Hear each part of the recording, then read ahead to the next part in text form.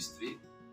Saya dengan Pendeta Simon Petrus ingin menyampaikan kebenaran firman Tuhan tentang judul Jadilah Sempurna.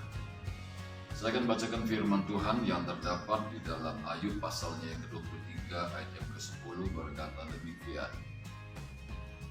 Karena ia tahu jalan hidupku, seandainya ia memuji aku akan timbul seperti emas. Emas sebelum diproses tidak menarik, jelek atau kotor. Itu menunjukkan satu karakter yang tidak menyenangkan. Untuk menjadi murni, ia harus alami yang namanya pemrosesan. Demikian pun juga di dalam kehidupan kita. Kita awalnya adalah orang yang tidak berharga, ya karena banyak kotoran atau dosa dalam kehidupan kita. Tapi kita perlu pemrosesan untuk menjadi lebih baik lagi. Satu contoh dalam pengalaman Sadrak, Mesak, dan Abednego diproses dengan api.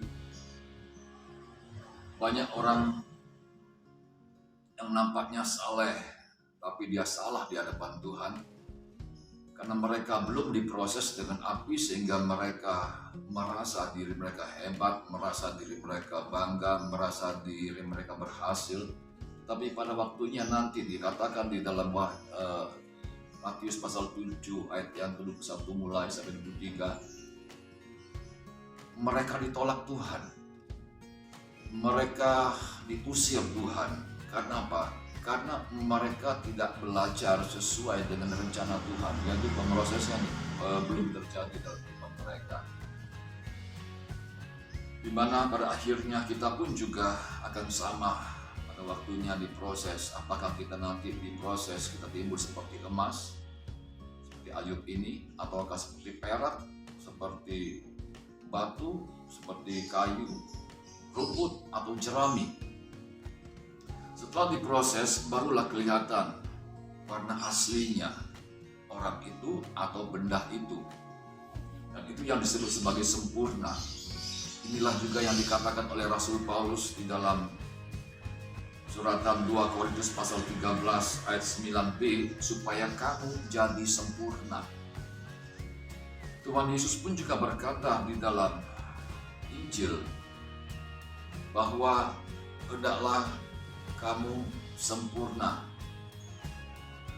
seperti Bapakmu yang di sorga adalah sempurna. Saudara, ketika kita dekat dengan Tuhan, maka sangah atau dosa yang menempel dalam kehidupan kita itu lambat laun akan hilang. Karena apa? Karena Tuhan itu adalah api yang menghanguskan, kata firman Tuhan yang terdapat dalam Ulangan pasal 4 ayatnya yang ke-24. Jadi inilah yang seharusnya terjadi dalam kehidupan kita. Kita dekat dengan Tuhan agar kita tidak lagi dihinggapi oleh benalu yang merupakan dosa-dosa yang masuk dalam kehidupan kita. Dengan demikian, saudara, kita harus siap untuk diproses dalam masa-masa sekarang ini. Karena Daniel 11 ayat 35 dikatakan sebagian orang bijaksana, boleh dikatakan orang yang pilihan, itu akan jatuh. Nah, biarlah kita di dalam pengujian, dalam penyaringan, dan dalam pemrosesan pemurnian ini, kita lulus di dalam rencana Tuhan. Seperti dia katakan dalam 1 Tesalonika pasal 5 ayat yang ke-3, tubuh, jiwa, roh kita terpelihara dan sempurna. Siaplah masuk dalam pemurnian hingga kadar iman kita semakin hari semakin sempurna seperti yang Tuhan kehendaki. Puji Tuhan, tetap semangat, Tuhan memberkati.